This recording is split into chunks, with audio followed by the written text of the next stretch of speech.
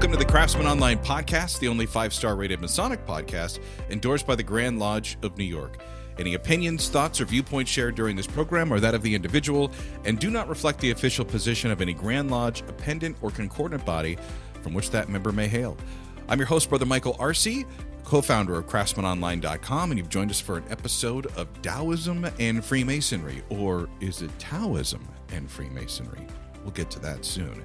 First, though, we question, did Freemasons embrace this ancient philosophy and the wisdom found in Taoism as a source for Masonic education and enlightenment? We're happy to bring back to our program Brother Franklin Rings of my home lodge, Mount Vernon number 3 in Albany, New York, to share his insight on the studies of that spiritual power in Taoism and Masonic ritual. Welcome back to the podcast, Brother Rings. Thank you for having me, Brother Arce.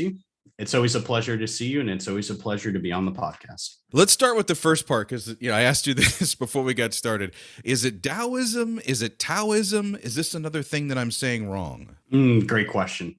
Well, us Westerners definitely have the tendency to get these things wrong, but luckily there's definitely two different ways you can explain it. Taoism and Taoism are very synonymous. It really just comes down to the way it was interpreted by scholars in the Western world. So either or is perfectly fine. Perfect. All right. Short list of things I'm actually right on. I'm going to stick here with Taoism because that works for me. Let's start with a quick background and kind of explain some of the teachings of Taoism. Simple softball question here. Where did it begin? Who is credited with creating these ancient traditions? Very good softball question, and I'm going to give a hardball answer, honestly. So Taoism, there isn't an exact date of when it was said to have been made, but there's a guesstimate that it was roughly 2,500 years ago, aka 500 BC in China. And the person who's credited with creating Taoism is this gentleman named Lao Tzu, who, if we're being honest here, is someone that people are uncertain whether actually existed or not, as his name means old master. So there's potential that it could have been a conglomeration of scholars and potential Confucianists of the age coming together and putting their different doctrines into one book on general wisdom. So roughly 500 BC. Are you saying that Taoism has its own Hiram Abiff? No comment. Yeah, that's an interesting way of looking at it, though, right? Yeah, I'm going to be honest. I didn't think about it that way, but yeah, for sure.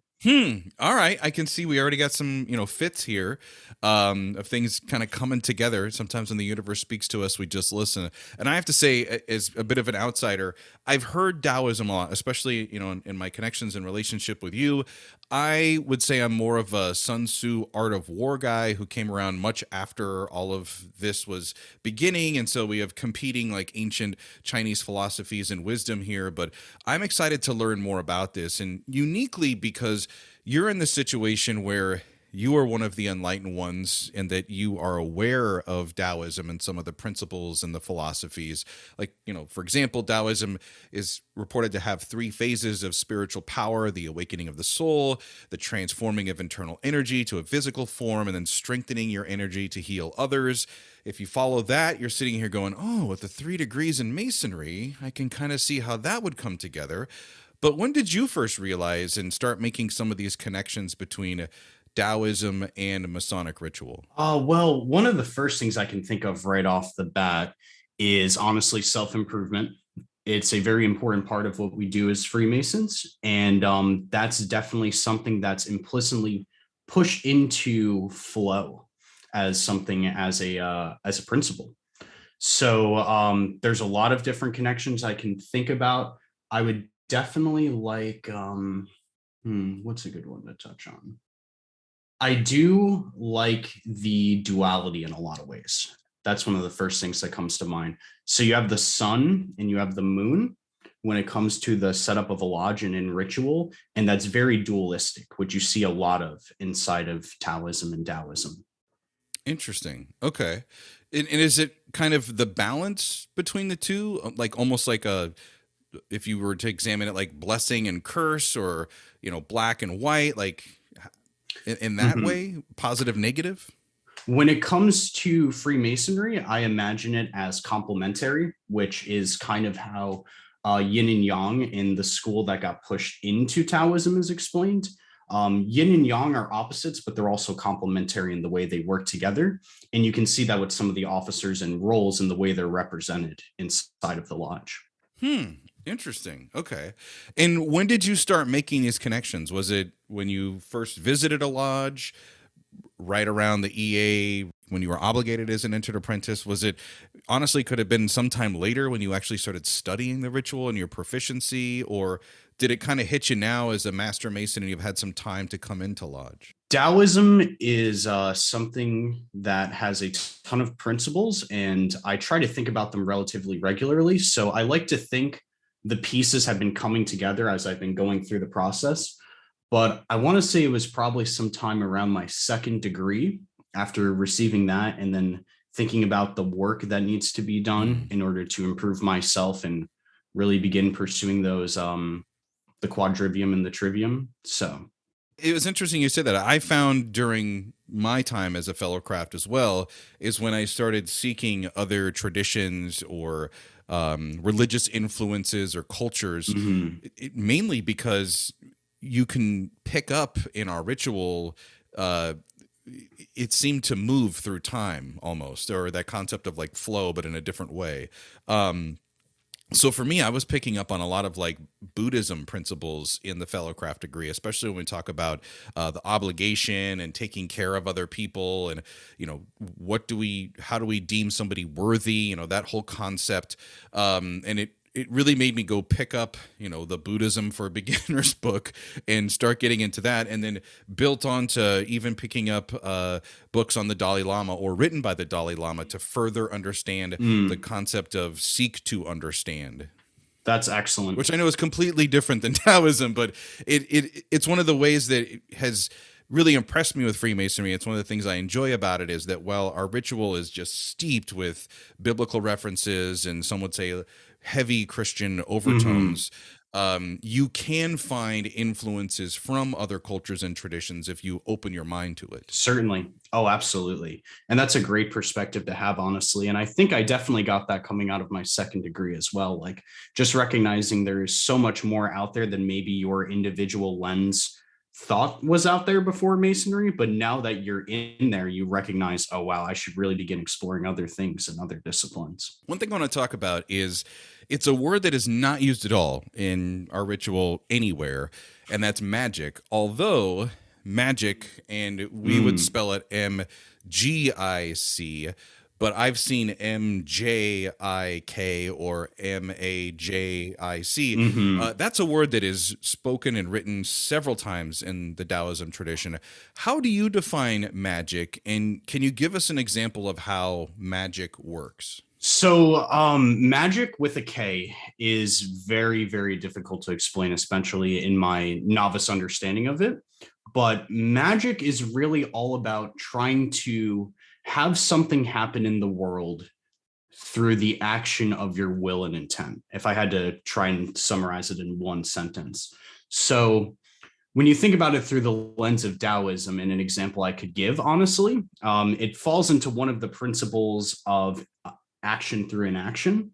But when you really begin to sink your will into the idea that the Tao permutates through all things, it goes through the holes that create the embodiment of the universe and such, you realize that as this flows through you, you're part of that energy. So calming your mind and calming your will and trying to see what's coming into your mind to allow you to move in a specific way without conscious intent is a little bit like it's very opposite of normal magic, especially ritual magic like Israel Regardie stuff.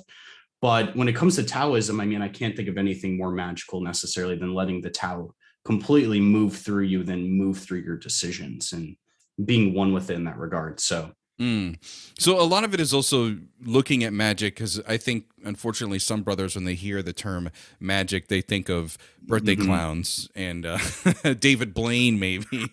Yeah. Yeah, absolutely. And it's not really about illusions or misdirection. But I think maybe something that we could say that we've experienced, and this is part of what being a Mason is about, is that shared experience of magic could be the sensation or the feeling you had when being raised to the sublime degree of Master Mason. Yeah, that well said.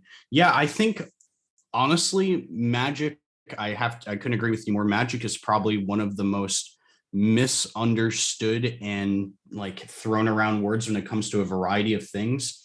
But when you talk about magic with a K, as Israel Regardie would explain it, it really is kind of like what you recognize and then what you put into practice, whether that's through ritual magic, letting the Tao move through you, or in one of my first interpretations of it and recognitions, honestly, was just recognizing the small little subtle things that are occurring throughout your day that can influence you into a great way or in a bad way. So when you're being raised, that's absolutely a good way, and you can really feel the energy in the room when that occurs.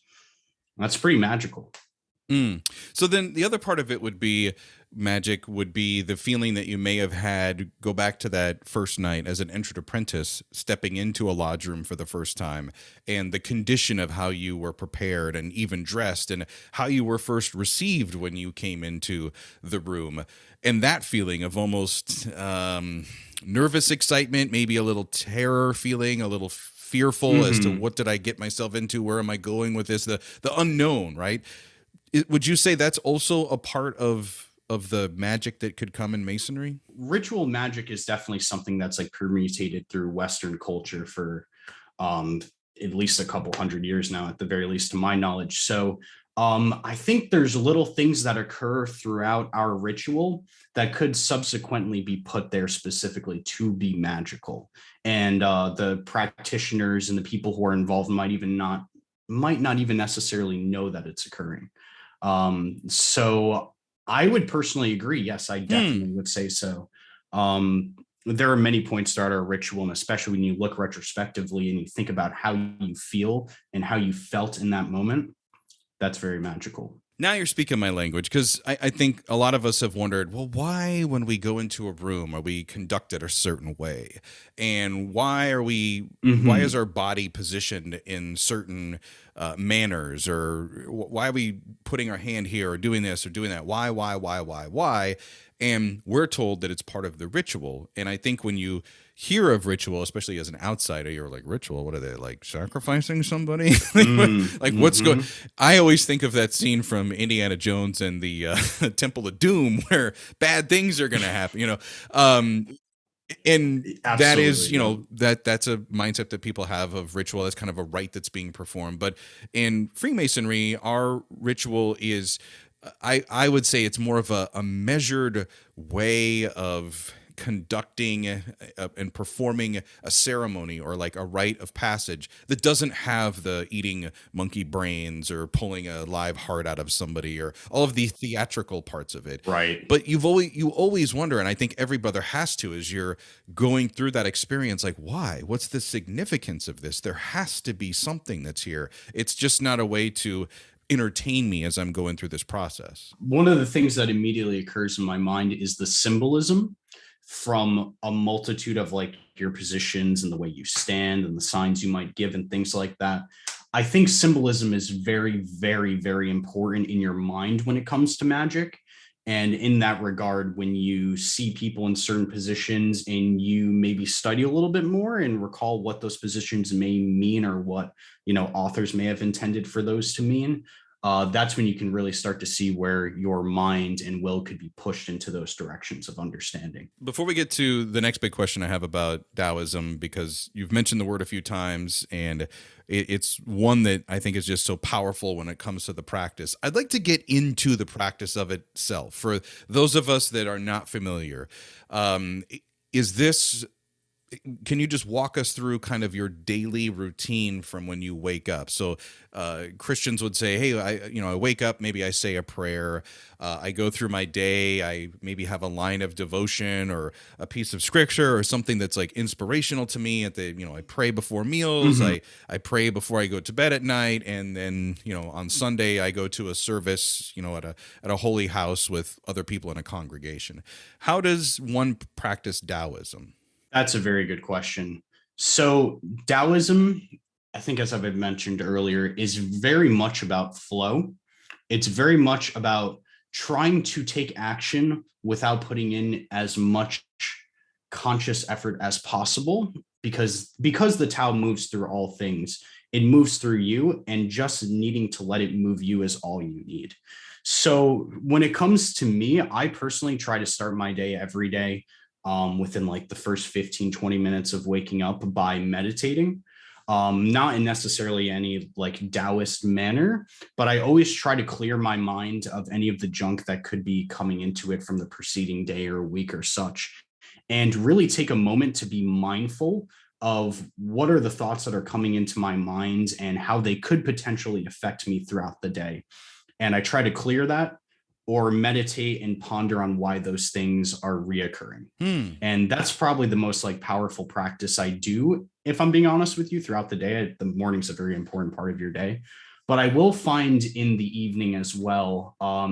Same thing. I would go through a meditation process for maybe 15 minutes, and in a dualistic manner to trying to clear things out in the morning, I'll try to bring things in the evening and see like how my day went, really reflect and be mindful of the things that made me feel a certain way and the things that maybe didn't make me feel a certain way, and be mindful in the questioning of why and how and who, and then let that sink. For me, one of the takeaways I had from Buddhism was having a mantra that you repeat. And there's several examples that are out there, but one that was kind of powerful that stuck with me was to wake up in the morning and, for lack of a better term, you meditate, pray, but pray for suffering to end in all people, and that those that are suffering, their suffering comes to an end. That's a big Buddhist principle, is, to relieve people from that pain, whatever that anguish may be, physically or internally or emotionally. So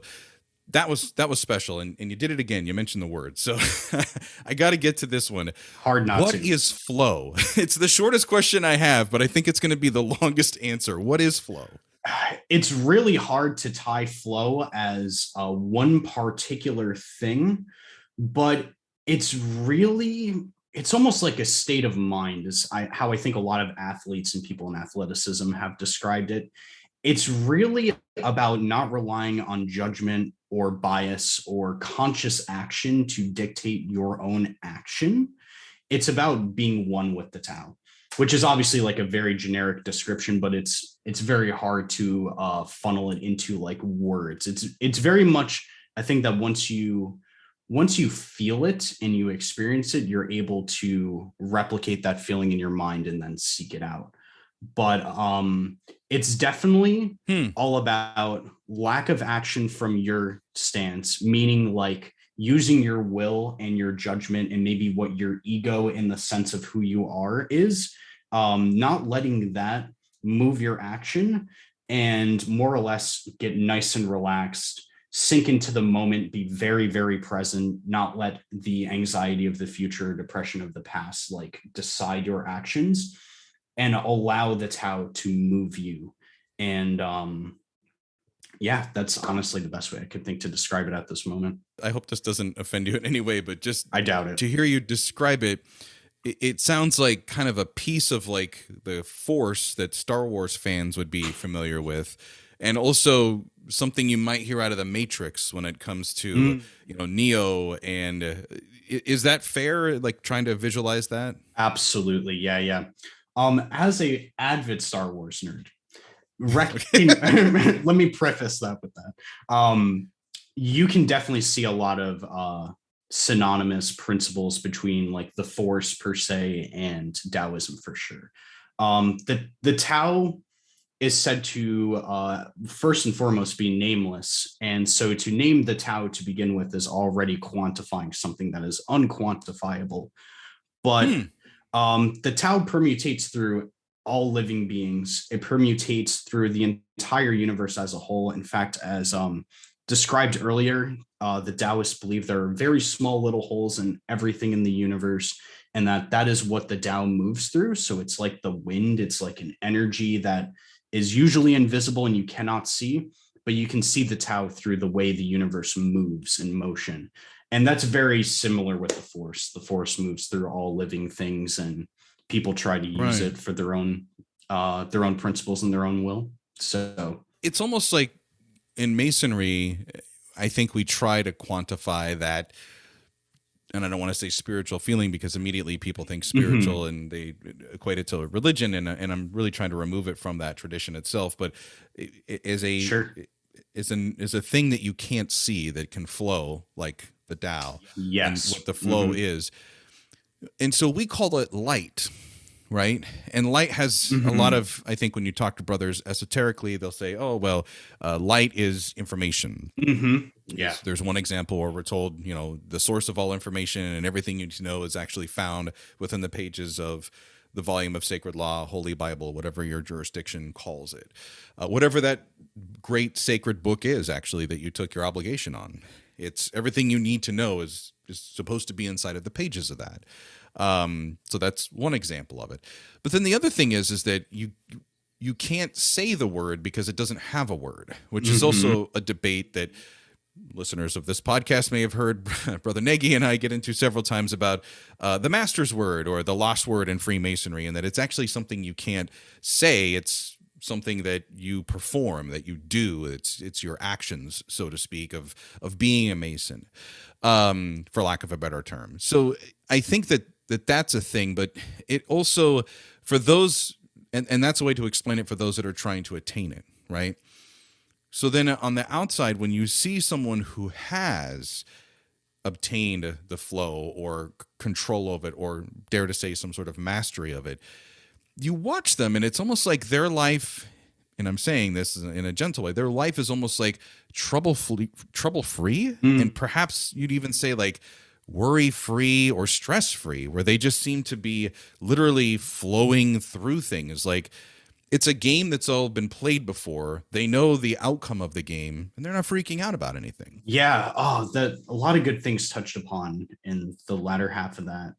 Um, the Tao is definitely very much synonymous with water in a lot of ways because water Mm. moves and it takes shape. It's very malleable. It doesn't necessarily stay in one hard structure unless something very integral about it changes.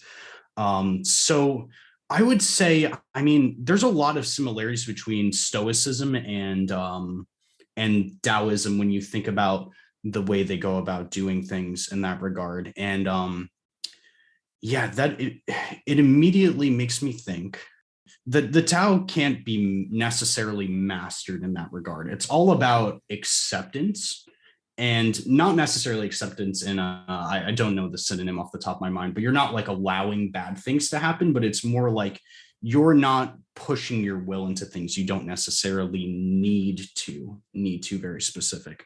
So like one of the first things I took a couple qigong classes throughout Mm. 2020, which is like a it's an energetic martial arts system that a lot of Taoists have practiced throughout history. And I asked my Qigong teacher, like a couple months into training, what a good book as an introduction into Taoism is, which is usually the Tao Te Ching for sure by Lao Tzu. But the first thing he had told me was that you can't find the Tao in any book you necessarily read. You have to go out and you have to experience it. The Tao isn't something that can be quantified because it permutates through all things. So to even give it a name in the way we're talking about it right now is already doing it massive discredit. Hmm. So if you see somebody who looks like they've mastered it, they're probably realistically a master of their own virtue and principles and letting the wind of the Tao move them throughout their day without worry. And I think in that way, like the Stoic principle of like amor fati, loving your fate, as Marcus Aurelius would say, that's definitely a part of a Taoist principle as well. Like flow is about letting go and accepting as things are coming, they are also going. You can see that yin yang principle in that regard. Like as you push, pull is occurring.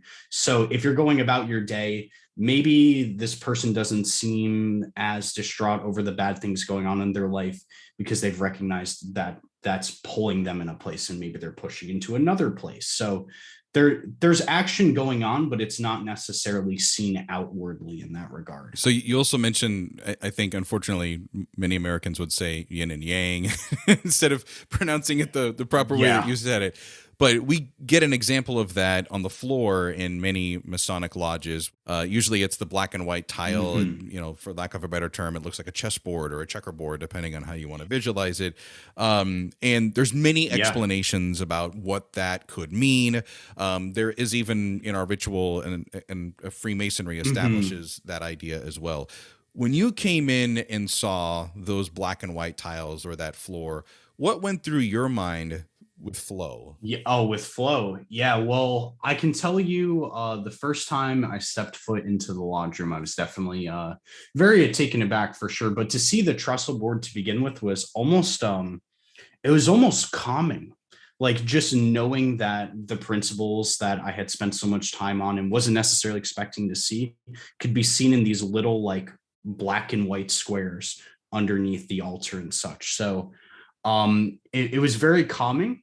I truly believe, and most Taoists believe, that the yin and the yang are energies that the Tao moves through and like uses to represent itself. So to see the most like one of the oldest means of explaining Taoism and one of the most like imagery based systems, to see it right under the altar was just very, very, very calming. Honestly, it's a universal principle. To see it in places where you don't expect to see it is just like, it's like a light being shined into your mind. I can't explain it. And I like your explanation better than good versus evil, as we try, positive and negative, where you said push and pull. When you start looking at it, and maybe that's part of the whole flow thing. And when you say trying not to exert so much of your own energy to manifest what you're looking for, but instead identifying or seeing when these opportunities come up and just naturally moving with them. Yeah, allowing and accepting. So actually a great example I can think about, I was at the gym with one of my, actually two of my friends, and we were trying to get these, like they're the fitness elastic bands. We were trying to get them up onto the pull-up bar. And I noticed the two of my friends, they were going up and we were throwing them up, and they would quickly spiral up as you throw this elastic band on the bar. It would spiral up and get tight, and they would try to unwind it. And I thought, what an awesome way to like begin to show action through an action. So when it came to me, like, first of all, you can see they threw it and it began to wrap. That's two very different actions that correspond together. I threw my band up onto the pull-up bar, and I thought, there's already energy in this band that I gave to it, and it'll come back to me and unspiral itself. So I can grab the band and won't need to reach up again to unthread it to the length that I want. So I threw the band up and then waited with an action, and the band slowly began to unravel. And then it was boom, it was there. And I grabbed it and I thought, like, this is, if this isn't action through an action, I don't know what is. And that's precisely what it is. You're there present in the moment, and you just use your awareness to see the opportunities that could befall you. And that's really all there is to it. Man, that is the best walkthrough of what that is a great example. I mean, even to the end where it's like cue the Indiana Jones with the whip music when you can just and Yeah, exactly. Very good. For sure. But that is and to me, sitting here listening to it going, wow, I have talked to many people about their religious, their faith, their background, tradition, culture, whatever you want to call it. And they'll talk about how it improved them spiritually or emotionally, helped them find their center, but never in an actual physical, practical way where you're like, hey, this is actually a bit of science here that I've learned through this as well. Oh, absolutely. I won't say I'm a master of Taoism by any sense, and I say that because there's many things I'm sure I'm missing throughout reality and the life that I'm walking, where I'm missing these opportunities. But again, I cannot stress enough, like, being present in the moment and not necessarily letting your mind wander as you're going about your day, like specifically when you're taking actions. Being mindful and being present is really the prime opportunity to begin to see those things. So, right. Yeah. And being mindful of yin and yang principle is very important as well. And really, like, yang, I guess, works fine as well, but I believe the Chinese call it yang. Yang being the white portion of the sphere and yin being the black portion of the sphere. once you're aware that these things are complementary yet different, you can begin to see those things manifest in different ways throughout the world. And when you realize they're complementary, you can see the pattern and then begin to pick up on that pattern as human beings do. I am so glad we had this discussion. It's really kind of reinforced some of the ideas that I've had when it comes to, I put it in a very simple term called listening to the universe, that yes, you have to be present. You can't just float through life, literally the flow. You can't float through it like a leaf in a stream, that you have to be present, you have to be active, but you also have to have your mind open to when opportunities present themselves. And I would say now, the push and pull of life that comes towards you, which could be perceived as good or bad, but you're just not aware of it at the time. Sometimes things that look like they're bad actually turn out to be pretty good, and vice versa. Precisely. And it's really just being focused and staying true to yourself, which these are now some Masonic principles, but actually as a Freemason, having those working tools, they give you that extra layer of knowledge to be able to make better decisions and become a better person.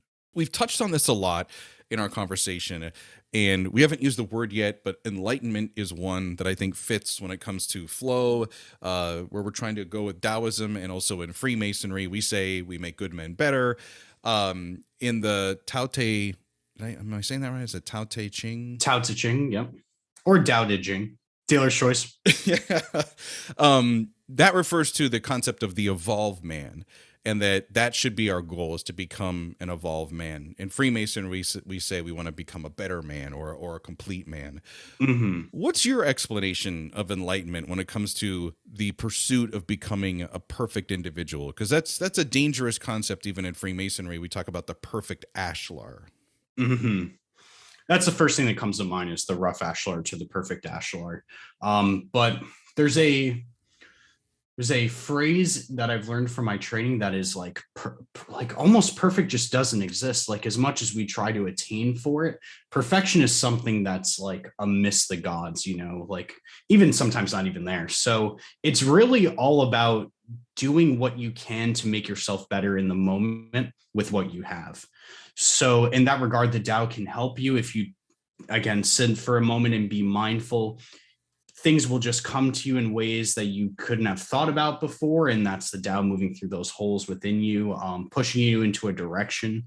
I think if you're trying to obtain enlightenment, you're trying to make yourself a better version of who you are and probably who you want to become. And in that regard, in order to get there, it's my understanding that you need to be very mindful of what you want from yourself and what you want to achieve. And so I really think yin and yang principle helps a lot with this. If you recognize what you want, you can figure out, potentially through meditation and very mindful practice, what energy that's giving off. Is that a yang thing? Like, to be a warrior is something that a lot of people would think is a very dark and evil and decrepit thing to hold, because you're taking life and whatever. So many people associate that with yin, but that's really like yang energy. That's a very yang energy thing to do. You're really putting yourself out there. You're performing a lot of actions. And this is something that's very synonymous with good. So you really want to sit down and think about, where are you going? What is it that you want to do? And what energy are you taking from that and putting into yourself, and vice versa? What are you giving out into the world? It's really about that push and pull. So recognizing what pushes into your life and what pulls you out of the things you want will definitely, like, upon recognition of that, will give you the understanding that things are very dualistic in that regard. And recognizing duality, not that I'm even close to being an enlightened individual, recognition of duality was something that definitely began to turn a couple light bulbs on in my mind and really make me think about, like, what is all of this that's really going on around us. So why would you say you're not an enlightened individual? I mean, at least based on... Does that have a different meaning? Well, I would say enlightened versus enlightenment, I guess, is a thing, but like, to achieve enlightenment, I think would make you an enlightened individual. And I think enlightenment, at least in the very like romanticized Eastern ways, is not something I can describe myself yet to. Like, I mean, you can see on via web, like, I have a lot of possessions and things that I care a lot about, which is a very stereotypically unenlightened thing to do. Gotcha. But I do think you can grasp some of that light in the enlightenment, maybe as like Masonry is pushing to in some capacity, in the recognition of the duality of the universe and the way the Tao moves and such. So I would say if you're in the pursuit to make yourself a better man, to do better for your community, and to just be the best version of yourself, recognize the duality of the world, recognize where you're placing your energy and what you want from the universe. And if what you want is truly something good, I think you'll be surprised with what the Tao pushes you towards if you're mindful and present. The first question you're going to come across if you seek to petition a Masonic lodge is, do you believe in the existence of a supreme being? Some will come right out and say, do you believe in the existence of God or a higher power or whatnot? Mm-hmm. The deeper question they're seeking there is like, do you think of yourself as a god? The idea is that there's always something greater than yourself that you serve, that you strive to please or serve, really, I guess is the word there. So when I'm hearing you talk about Taoism, and if a brother was to come and say, well, I'm not affiliated with the religion, I practice Taoism, and I would be like, explain that to me. And everything that you've said within the 30 minutes or so that we've had this conversation on this episode, to me is like, oh my gosh, these are so aligned with Masonic principles and values. Like, oh, this would be great. Except for that question, which is, in Taoism, is the flow, is that really the supreme being? Is that the larger presence? The Tao is really, I mean, it's the first thing that gets mentioned, right? And it's considered an omnipresent force in the universe. In a lot of ways, a lot of people translate it quite literally as the universe. So you're to necessarily worship the Tao is almost it's almost kind of fruitless in a lot of ways, because to quantify the Tao, because it's so all encompassing in everything it does, to try to worship it, you would be quantifying it. And by quantifying it, you're already doing it a disservice. So flow would be like a recognition of the Tao in movement. It'd be like recognizing God's work in a lot of ways, like recognizing the way the birds chirp and the way the trees grow. Like, that's recognition of God's work. It's very synonymous with the way the Tao moves through the universe. So to describe it as a supreme being might not be necessarily correct, but it's certainly a supreme force that you can see quite literally move through the world just like water. And as we get deeper into it, does Taoism have a creation or an existence story, or does that get reserved for another religion or school of thought? I mean, not to my current knowledge, but I'm still always studying. I do believe there are some like ancient Chinese gods that get mentioned throughout Taoist texts, maybe as like representatives of certain things, or like, you know, mixing Confucian ideologies. Taoism is very much like, it has a lot of counterparts in philosophy. So I would have. Yeah, that's my question. It's more of a philosophy than like a religion. Taoism is a lot of things, and it's been practiced in a multitude of different ways. And in fact, there was a point in time in history where there was a very clear line drawn between religious Taoism, which was very spiritually practiced. They had certain rituals, to my understanding, and the philosophy of Taoism. So in the past couple hundred years, to my understanding, we have really begun to compress those borders to the point where they're, as in my opinion, shouldn't be. So I would say, honestly, if you had to wrap it in a bow, like, it is a religious practice steeped very deeply in ancient philosophy, because there's a spiritualism that's found in all religion that is definitely, without a doubt, found in Taoism. But the principles are very, very philosophical, and they'll definitely leave you thinking for sure. Like, again, there's a ton of parallel lines drawn between Stoicism, which is very heavily a philosophy and not a religion, and Taoism, which is traditionally, if you ask someone off the street, they might say it's a religion. So I think you've also just described what Freemasonry is to a lot of people. I think so as well, actually. And the challenges that the craft has had over the years, where our ancient ritual, we're not very sure exactly where the origins came from. If you study ancient teachings or mystery schools, you see the influences from a lot of things. Then just like anything else that man has touched over time, it's been changed, it's been morphed, it's been enhanced, edited, whatever words you want to use. Sure. I like to say it's just bended for whatever the use was for men at that time period. And then the next generation comes along and picks it up and reconfigures it to work for them. And here we are today, where you have this new generation of men coming in, the seekers that are looking for the answers to things, that are recognizing the stuff that slaps you in the face immediately when you start getting into Freemasonry, a lot of the religious texts, the overtones. Totally fine with that. Looking at that more as in the historical perspective, with some morality that's kind of been weaved into that as well. But then somehow being able to find these deeper meanings, esoteric, that go way beyond the pages, the ink and the words that are on that page, which is the fascinating part to me. And just as you said, Freemasonry, just like Taoism, it means different things to different people, but they all kind of come back to a central point or understanding of it. I totally agree. And in that way, like, Freemasonry may have different interpretations, whether it's like clandestine or ancient or free and accepted.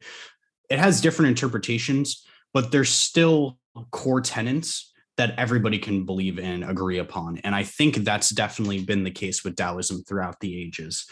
Like, whether you were using it for spiritual guidance or spiritual development, or maybe as a way to get your mind off of certain topics and begin to like flow with the time of the day, or even in some cases, Taoism was used to help breed and create good-spirited political leaders. There's a ton of similarities, and they all bring their core components back to principle. And I think that's very much found in the virtues in Freemasonry as well. Like, there's core tenets that everybody circles around in a very similar way to yin and yang. Once again, like, the Tao is in the middle of the yin and the yang. That's what everybody goes back to, whether you're in the yin or the yang. And it's the same thing with Freemasonry. You might be in one part of your life while another is in another, but we all have those same core virtues and principles. I don't know if you've put together your first lodge presentation, Brother Rings, but I have a suggestion of what you should share with the Brothers of Mount Vernon #3 this year. I'm listening. And I am too. Thank you so much for coming on this episode of the Craftsman Online podcast. I really feel like we could talk about this for hours. Oh, we could, and we should. Regardless, thank you very much for having me. It's truly an honor. And if anybody's interested in learning about Taoism, I would say definitely check out the Tao Te Ching. Check out the Zhuangzi, which is another text that's very, very prominent in Taoism. And also check online. There's a lot of great things to gain from it, but you also got to go out and live your life and be present in the moment, and you'll be surprised with what you find. Thanks again, Brother RC. If you've enjoyed this episode and you want to hear more, just tell Siri or Alexa to play the Craftsman Online podcast.